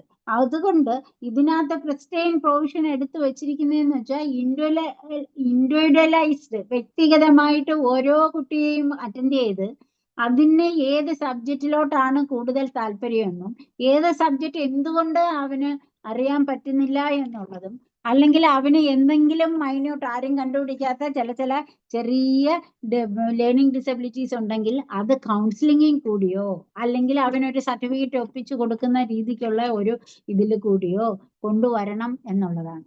അപ്പൊ അത്രയും സംഭവങ്ങൾ നമ്മുടെ പിന്നെ ആക്ടിനകത്ത് ഷാർപ്പായിട്ട് എഴുതി വെച്ചിട്ടുണ്ട്. ഇത് എത്ര കണ്ട് കേരളത്തിൽ അല്ലെങ്കിൽ ഇന്ത്യയിൽ നടപ്പിലാക്കി എന്ന് ചോദിച്ചു കഴിഞ്ഞാൽ അതൊരു ബിഗ് ക്വസ്റ്റ്യൻ ആണ്. പിന്നെ എഗെയിൻ എനിക്ക് എപ്പോഴും എടുത്ത് പറയാൻ പറ്റുന്ന ഒരു സംഭവമുണ്ട്.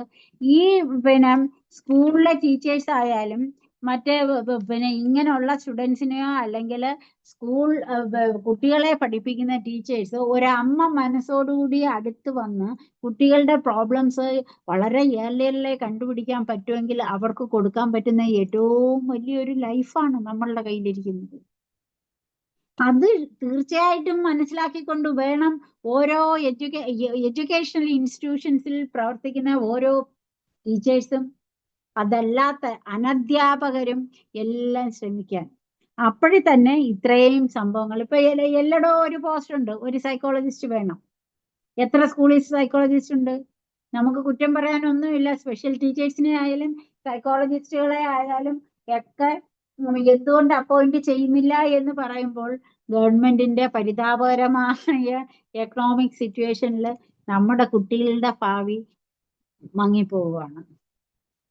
അത് തീർച്ചയായിട്ടും നിങ്ങളെല്ലാം ഉൾക്കൊള്ളണം. അതുകൊണ്ട് തന്നെ സ്പെഷ്യലി എനേബിൾഡ് ആയിട്ടുള്ള കുട്ടികൾക്ക് വേണ്ടി ഒരു സ്വരം ഉയർത്താൻ ആര് തയ്യാറാവുന്നോ അതൊരു ദൈവ നന്മയാണ് എന്നെങ്കിലും കണക്കിലെടുത്ത് ഇതിനു വേണ്ടി പ്രവർത്തിക്കണം. അതിന്റെ ഉന്നമനത്തിനായിട്ട് ഈ ആക്ടിന്റെ 100% ഇംപ്ലിമെന്റേഷന് വേണ്ടി നിങ്ങൾ ഓരോരുത്തരും പ്രവർത്തിക്കണം എന്ന് തന്നെയാണ് ഞാൻ പറയുന്നത്. ഈ ഇൻക്ലൂസീവ് എഡ്യൂക്കേഷൻ എന്ന് പറയുന്ന സെക്ഷൻ എന്ന് പറയുന്നത് സെക്ഷൻ 16 ആണ്. അതിനകത്ത് എനിക്ക് ഇനി ഒന്നുകൂടെ ആഡ് ചെയ്യാനുണ്ട്. ഏതാണെന്ന് വെച്ചാല് നമ്മുടെ 2 വർഷങ്ങൾക്ക് മുമ്പുള്ള DY ചന്ദ്രചൂഡ് എന്ന് പറയുന്ന സുപ്രീം കോടതിയിലെ ചീഫ് ജസ്റ്റിസിന്റെ കഥയാണ്. അദ്ദേഹത്തിന് മക്കളില്ല. അദ്ദേഹം ചെയ്തത് എന്താണെന്നറിയോ? 2 ദിവ്യാംഗരായ 2 കുട്ടികളെ എടുത്ത് വളർത്തുകയാണ് ചെയ്തത്. അദ്ദേഹം 2 കുട്ടികളെയും സുപ്രീം കോടതി പ്രിമൈസസ് കാണിക്കാൻ കൊണ്ടുവന്നത് വീഡിയോകളിലൂടെ ആയാലും ന്യൂസുകളിലൂടെ ആയാലും എല്ലാം നമുക്ക് വളരെ നന്നായിട്ട് പിന്നെ മനസ്സിൽ ഏക്കുന്ന രീതിക്ക് നമുക്ക് തോന്നി. പക്ഷെ ഒരു സാധാ പേരന്റ് അത്രയും ജ്ഞാനം ഇല്ലാത്തത് എന്ന് എനിക്ക് പറയാൻ പറ്റത്തില്ല. കാരണം ആരെയും തമ്മിൽ കമ്പയർ ചെയ്യാൻ പാടില്ല എന്നുള്ള സൊസൈറ്റിയിലല്ലേ ഞാൻ ജീവിക്കുന്നത്. അദ്ദേഹത്തിന്റെ മനസ്സ് 2 ദിവ്യാംഗ കുട്ടികളെ അഡോപ്റ്റ് ചെയ്ത് വളർത്തുകയാണ്. ആ കുട്ടികളെ സുപ്രീം കോടതിയുടെ അന്തരീക്ഷം കാണിക്കാൻ അദ്ദേഹം കൊണ്ടുവരികയും ചെയ്തു. ഇവിടുത്തെ പേരൻസിന് ഡിഫക്റ്റീവ് കുട്ടികളെ ജനിച്ചു കഴിഞ്ഞാൽ പിന്നെ അവർ വെളി കാണുമോ എന്നുള്ളത് വളരെ ക്വസ്റ്റ്യൻ ആണ്. ചില സൊസൈറ്റിയിൽ അങ്ങനെ തന്നെയാണ് ഇപ്പോഴും. അതൊക്കെ മാറുക എന്ന് പറയുന്നതും കുറച്ച് പാടാണ്. എങ്കിലും അതിനുവേണ്ടി നമ്മൾ ഓരോരുത്തരും ഒത്തൊരുമയോടുകൂടി പ്രവർത്തിക്കണം എന്നും കൂടെ പറയാനാണ് ഞാൻ ഈ വാല്യുബിൾ സിറ്റുവേഷൻ കണ്ടെടുക്കുന്നത്. അതിനകത്ത് പിന്നെ നമ്മുടെ പിന്നെ ഈ DY ചന്ദ്രചൂഡ് എന്ന് പറയുന്ന അദ്ദേഹം, ആ CJ, ബഹുമാനപ്പെട്ട ചീഫ് ജസ്റ്റിസ് ഓഫ് സുപ്രീം കോടതി, അദ്ദേഹം 2024 വളരെ കാര്യമായിട്ട് എടുത്തു പറയുന്ന ഒരു സംഭവമുണ്ട്. ഈ ഭിന്നശേഷികളായിട്ടുള്ള ആൾക്കാര് സൊസൈറ്റിയുടെ ഫെയിലിയർ കൊണ്ടാണ് അവർക്ക് എത്തേണ്ട സ്ഥലത്ത് എത്താൻ പറ്റാത്തത്. സ്ട്രക്ചറൽ ബാരിയേഴ്സ് ഇല്ലാത്തത് കൊണ്ട് അവർക്ക് എത്താൻ പറ്റുന്നില്ല, അല്ലെങ്കിൽ ആഡ്വക്കേറ്റ് ഇൻഫ്രാസ്ട്രക്ചർ ഇല്ലാത്തത് കൊണ്ട് പല പല നല്ല ഇൻസ്റ്റിറ്റ്യൂട്ടിലും പോയി ഇരുന്ന് പഠിച്ച് വർക്ക് ചെയ്യാൻ പറ്റുന്നില്ല. അതേപോലെ തന്നെയാണ് lack of special teachers. Lack of special teachers എന്ന് പറയുമ്പോൾ ഈ ഒരു ഭിന്നശേഷിക്കാരനായ കുട്ടി എത്രത്തോളം കയറി വരാൻ പറ്റും? ഞാൻ ഇന്ന് പറയുന്ന രണ്ട് വ്യക്തികളെന്ന് പറയുന്നതും കോൺസെൻട്രേറ്റ് ചെയ്യുന്നത് ഒന്ന് തന്യാനാഥനും ഒന്ന് സുപ്രീം കോടതിയിലെ ചീഫ് ജസ്റ്റിസ് ആയ DY ചന്ദ്രചൂഡ്. അദ്ദേഹം രണ്ട് ദിവ്യാംഗരായ കുട്ടികളെ, വീൽ ചെയറിലെ കുട്ടികളെയാണ് അഡോപ്റ്റ് ചെയ്യുകയും അവരെ എല്ലാവരും ഇൻക്ലൂഡിങ് സുപ്രീം കോടതി വരെയും കൊണ്ടുവന്ന് കാണിക്കുകയും, അതേപോലെ തന്നെ അദ്ദേഹം 2024 Rajeev Tihari versus union of India എന്ന കേസിൽ അക്സസിബിൾ പബ്ലിക് ഇൻഫ്രാസ്ട്രക്ചർ, അത് ഡോക്യുമെന്റ്സിലായാലും വെബ്സൈറ്റിലായാലും സർവീസിലായാലും ഫിസിക്കൽ ബിൽഡിങ്സിലായാലും എവിടെയായാലും ഉള്ള ഒരു സംഭവം എൻഷൈൻ ചെയ്ത് കൊടുക്കുകയാണ്. എന്നിട്ട് അദ്ദേഹം പറയുന്ന individuals are disabled due to society's failure to eliminate structural barriers rather than their impairment. അവരുടെ അസുഖങ്ങളല്ല, മറിച്ച് ചില ബിൽഡിങ്സിൽ അല്ലെങ്കിൽ ചില സ്ഥലത്തോട്ട് അവർക്ക് ചെല്ലാൻ പറ്റാത്തതിന്റെ ബുദ്ധിമുട്ടുകൾ കൊണ്ടാണ്. ഞാൻ നമ്മൾ സ്റ്റീഫൻ ഹോക്കിൻസിന്റെ കാര്യം എടുത്തു കഴിഞ്ഞാൽ അദ്ദേഹം ആ കമ്പ്യൂട്ടറിൽ കൂടി പറയുന്നത് വെച്ചിട്ട് കമ്പ്യൂട്ടർ എഴുതിയെടുത്ത് എത്ര എത്ര ബുക്സ് ആണ് ഉണ്ടാക്കിയിരിക്കുന്നത്. അന്നേരം അദ്ദേഹത്തിന്റെ ആ ചലനശേഷി അല്ലെങ്കിൽ മറ്റൊരു സംഭവം വെച്ചിട്ട് അയാളെ വാല്യൂ ചെയ്യേണ്ട കഥയുണ്ടോ? അതേപോലെ തന്നെയാണ് തിരുവനന്തപുരത്ത് പാറ്റൂർ എന്ന സ്ഥലത്ത് ഒരു ഹോട്ടൽ പേര് ഞാനിപ്പോ ഓർക്കുന്നില്ല. ഒരു കാലഘട്ടത്തിൽ ഞാൻ ഓഫീസിൽ നിന്നും അതുവഴിയായിരുന്നു വരുന്നത്. അതിന്റെ ഓണർ സ്റ്റീവൻ ഹോക്കിൻസിന്റെ കണക്ക് തന്നെ അദ്ദേഹം വീൽ ചെയറിൽ ഇരുന്നുകൊണ്ട് പിന്നെ ഒരു കമ്പ്യൂട്ടറിന്റെ സഹായത്താലാണ് അത് ഇത്രയും ചെയ്തു വെച്ചത്, അത്രയും ബാക്കികളെല്ലാം ഉണ്ടാക്കി വെച്ചത്. അതേപോലെ ചിറക് നൽകൂ, നമ്മുടെ APJ അബ്ദുൽ കലാം സാറ് പറയുന്ന കണക്ക് സ്വപ്നങ്ങൾ കൊടുക്കൂ, ചിറക് നൽകൂ, അവര് പറന്നുയരും എന്നുള്ളതിന്റെ മകുട ഉദാഹരണങ്ങൾ ഇഷ്ടംപോലെ ആയിക്കഴിഞ്ഞു. അതുകൊണ്ട് തന്നെ ഈ inclusive education as enshrined in section 16 of RPWD act എന്ന് പറയുന്ന ഒരു സംഭവം ഇനിയും വളരട്ടെ. ഇത് വിഭാവനം ചെയ്ത് ആൾക്കാരുടെ ലെജിസ്ലേറ്റേഴ്സിന്റെ തലയിൽ എന്തായിരുന്നോ അതിലും 10 പടി ഉയർന്ന് നമ്മളുടെ ഭിന്നശേഷി കുട്ടികൾ ഇന്ത്യ അടക്കി ഭരിക്കട്ടെ. അവരുടെ ബൗദ്ധികമായിട്ടും കൾച്ചറലായിട്ടും സോഷ്യലായിട്ടും ഇക്കണോമിക് ആയിട്ടും അവർ മറ്റൊരാളെയും ശല്യപ്പെടുത്താതെ ജീവിക്കാൻ ഉതകുന്ന ഒരു സൊസൈറ്റി ചെയ്തെടുക്കാൻ നമുക്ക് എല്ലാവർക്കും കൈകോർക്കാം എന്ന് പറഞ്ഞുകൊണ്ട് ഞാൻ എൻ്റെ സ്പീച്ച് ഇവിടെ അവസാനിപ്പിക്കുന്നു. ഇനി ആർക്കെങ്കിലും ഡൗട്ട്സ് ഉണ്ടെങ്കിൽ പറഞ്ഞാലേ ഞാനത് ട്രൈ ചെയ്യാം.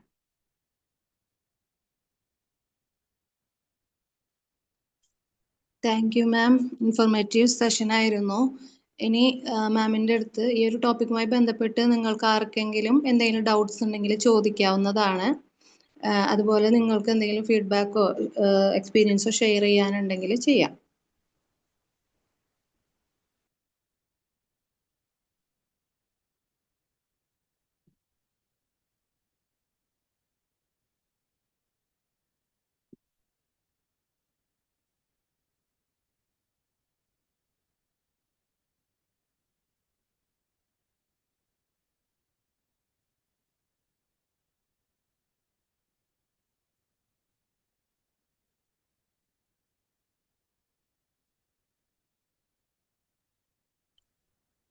ആർക്കെങ്കിലും എന്തെങ്കിലും ചോദിക്കാനുണ്ടോ മാമിൻ്റെ അടുത്തുനിന്ന്?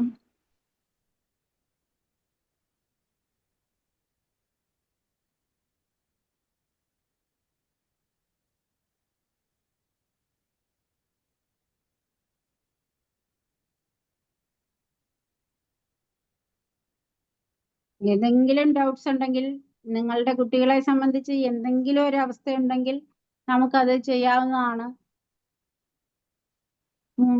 പറഞ്ഞോളുക, പറയാൻ മടിക്കണ്ട. ഞാൻ നിങ്ങളുടെ ഹെൽപ്പിനായിട്ട് തന്നെയാണ് ഇരിക്കുന്നത്. If you have please raise. ക്ലാസ്സിനെ കുറിച്ച് ഒരു അഭിപ്രായം പാർട്ടിസിപ്പൻസിൽ നിന്നും കേൾക്കാൻ ഞാൻ ആഗ്രഹിക്കുന്നുണ്ട്.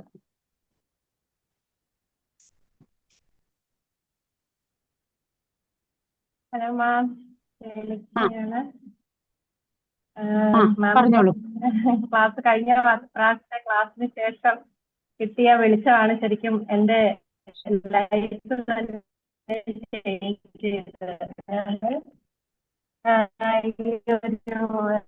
ഡിഫറെന്റ് ആയിട്ടുള്ള കുട്ടിയുടെ അമ്മയാണ്. അതിനുശേഷം ഈ മാമിന്റെ ഈ ഒരു ക്ലാസിന്റെ അവയർനെസ് ശരിക്കും ഏറ്റവും അധികം ഹെൽപ്പ് ചെയ്യുന്നത് എന്നെ പോലുള്ള ആളുകളെയാണ്.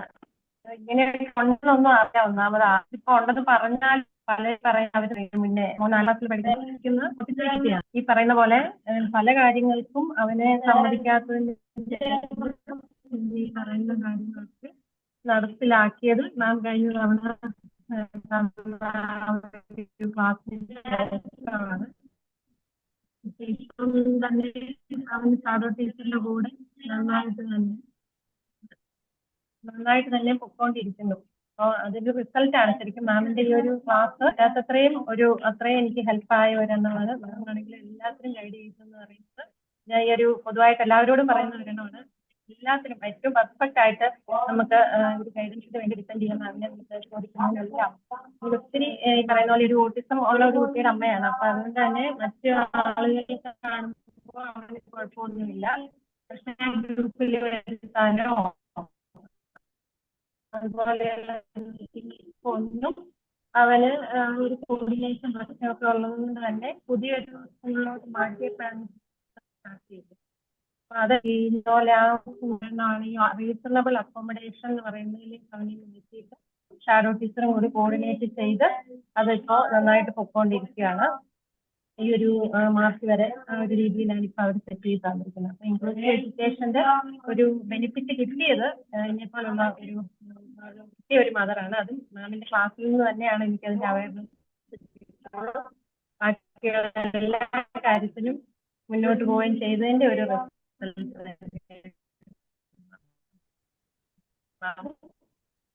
ആർക്കെങ്കിലും ഒരു ഡൗട്ട് ഉണ്ടെങ്കിൽ ജയലക്ഷ്മി, താങ്ക് യു. അത്രയും ഒരു മകന്റെ ഒരു ഫെയ്റ്റിന്റെ ഭാഗമാണ് അത്രയും ഇത് കിട്ടിയത് എന്നുള്ളതാണ്. ദൈവകൃപ എന്നുള്ളതാണ് അതിനകത്ത് വരുന്നത്. അല്ലാതെ എൻ്റെ ഒരു പ്ലസ് പോയിന്റും ആയിട്ട് ഞാനത് കൂട്ടുന്നില്ല. അതിന്റെ കഥയും ഇല്ല.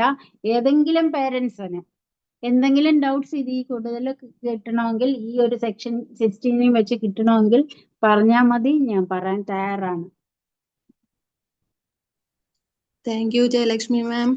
ഇനി ആർക്കെങ്കിലും ഇതുപോലെ എന്തെങ്കിലും അറിയാനോ ഡൗട്ട്സ് ഉണ്ടെങ്കിൽ ചോദിക്കാം കേട്ടോ. ഗുഡ് ആഫ്റ്റർനൂൺ മാം, റസീനയാണ്. മനസ്സിലായി റസീന? ഓഡിബിൾ ആണോ? ഓഡിബിൾ ആണ്. മാം, ഒരു ഡൗട്ട് ഉള്ളത് റിഗാർഡിങ് ഈ ഡിസബിലിറ്റി സർട്ടിഫിക്കറ്റ് ഇഷ്യൂ ചെയ്യുമ്പോഴേ ഇപ്പൊ അവർക്ക് അർഹതപ്പെട്ട ശതമാനം അല്ല കിട്ടിയതെങ്കിൽ, ഞാനിതിപ്പോ 18 വയസ്സിൽ താഴെയുള്ള കുട്ടികളുടെ കാര്യമാണ് ചോദിക്കുന്നത്. ഇപ്പൊ കൂടുതൽ ചാലഞ്ചസ് ഉണ്ടാവും, പക്ഷെ 40-45% ഒക്കെ കിട്ടുള്ളൂ. അപ്പൊ അതൊരു റീവാലുവേഷൻ പ്രോസസ്സിൽ എന്തെങ്കിലും പോകാൻ പറ്റുമോ, അല്ലെങ്കിൽ അത് റിന്യൂ ചെയ്യുമ്പോഴേ ഇനി അത് പുതുക്കുള്ളൂ? 3 വർഷത്തെ വാലിഡിറ്റി ഒക്കെ ആയിരിക്കുമല്ലോ.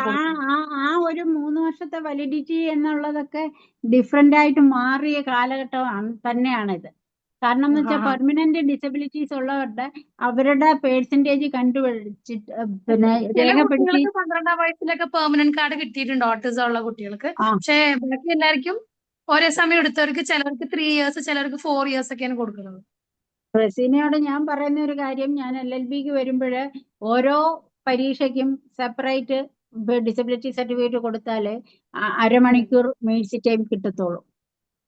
ലാസ്റ്റ് എനിക്ക് എന്റെ ദേഷ്യവും സങ്കടവും ഒക്കെ വന്നിട്ട് ഞാൻ ഷാർപ്പായിട്ട് ഗവൺമെന്റിന് അന്നേ എഴുതി.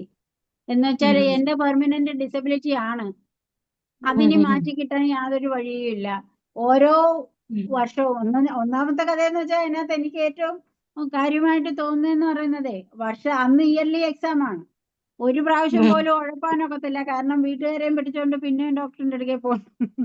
ആ ഒരു ഇതിൽ ഞാൻ പിന്നെ അപേക്ഷ കൊടുത്ത് അന്ന് തൊട്ട് കേരള യൂണിവേഴ്സിറ്റി ഒരു ഓർഡർ ഇറക്കി, പെർമനന്റ് ഡിസബിലിറ്റിക്കാരെ ആദ്യത്തെ ഒരു മെഡിക്കൽ സർട്ടിഫിക്കറ്റ് തന്നെ മതി, പിന്നെ ഓരോ പ്രാവശ്യവും പോകണ്ട. 5 വർഷം ഞാൻ പോകേണ്ടിയിരുന്നു അങ്ങനെയാണെങ്കിൽ LLBക്ക് പഠിക്കുമ്പോൾ. അങ്ങനെ പോകാതാക്കി കിട്ടിയ എന്റെ റെപ്രസെന്റേഷൻ കൊണ്ടാണ്.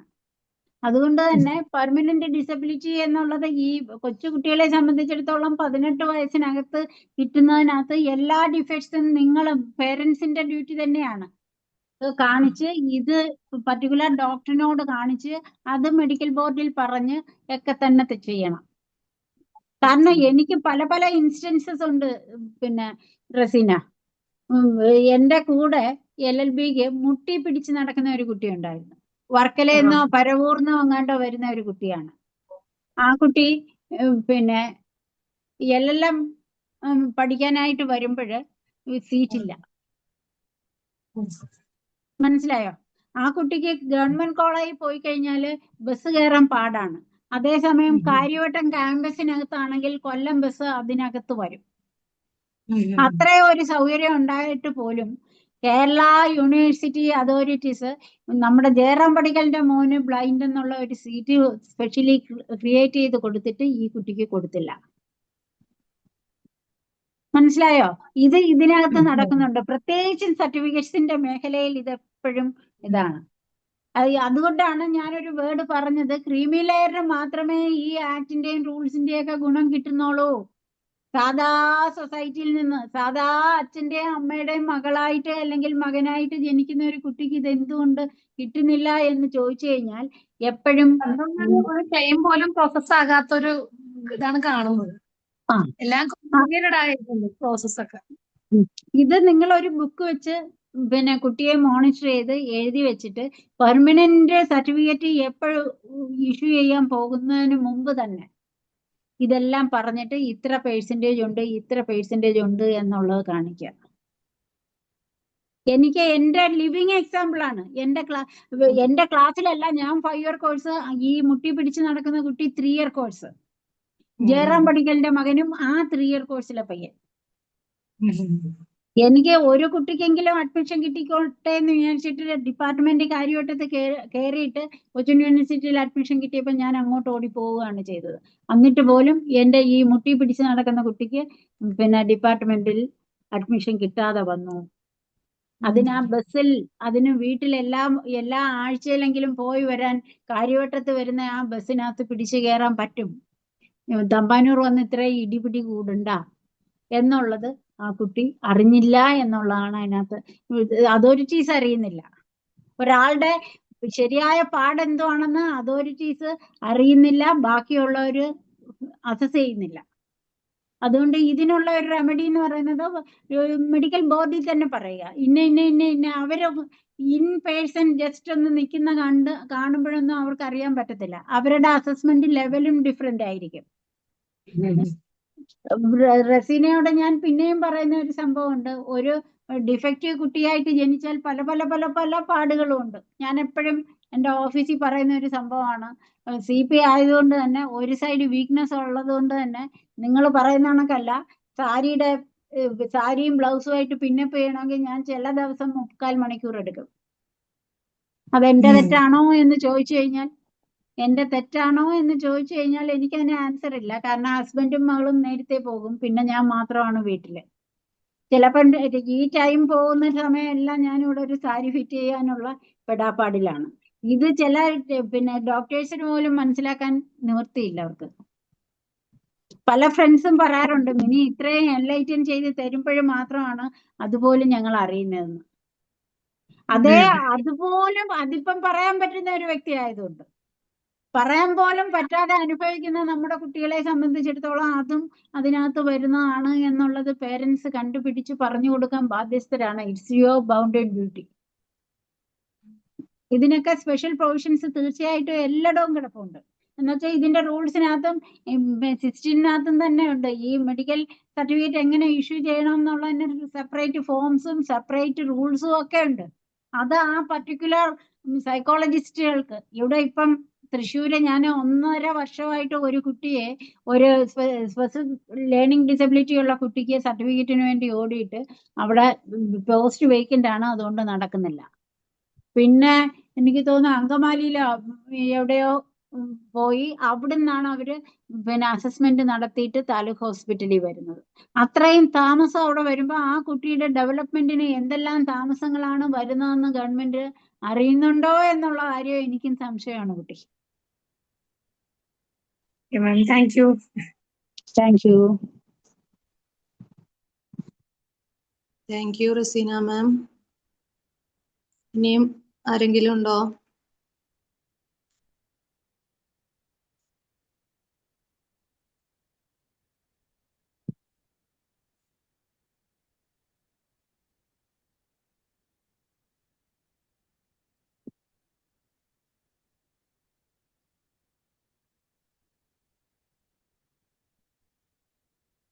ഇനി ആർക്കെങ്കിലും ഡൗട്ട്സ് ചോദിക്കാനുണ്ടോ മാമിന്റെ അടുത്ത്?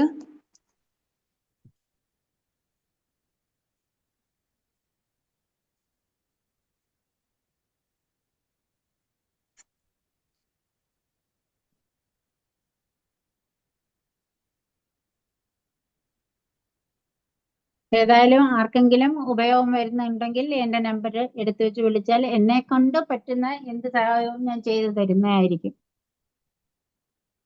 എന്നാ പിന്നെ ക്ലാസ് അവസാനിപ്പിക്കൂ. Okay ma'am, thank you. അപ്പോൾ മാമിന്റെ എന്തെങ്കിലും ഹെൽപ്പ് ആർക്കെങ്കിലും വേണ്ടതുണ്ടെന്നുണ്ടെങ്കിൽ കോണ്ടാക്ട് ചെയ്താൽ മതി. പിന്നെ ഈ ഒരു സെഷനിൽ ജോയിൻ ചെയ്തിട്ടുള്ള എല്ലാവർക്കും താങ്ക്സ്. ഇനി നമുക്ക് തിങ്കളാഴ്ചയും വ്യാഴാഴ്ചയും എല്ലാ ആഴ്ചയും ഈ ഒരു സീരീസ് ഉണ്ടാവും. അപ്പം എല്ലാവരും അതിൽ ജോയിൻ ചെയ്യാനായിട്ട് ശ്രമിക്കുക. പിന്നെ നമ്മൾക്ക് ഇത്രയും നല്ലൊരു ഇൻഫോർമേറ്റീവ് വാല്യുബിൾ ആയിട്ടുള്ള ഒരു ക്ലാസ് തന്നതിന് മിനി മാമിന് സ്പെഷ്യൽ താങ്ക്സ് പറയുന്നു. Thank you. Thank you all. Thank you to you also and all the participants. Thank you very much for hearing me.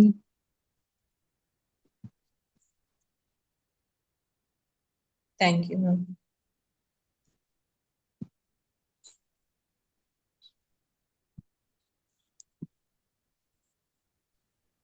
Thank you, ma'am.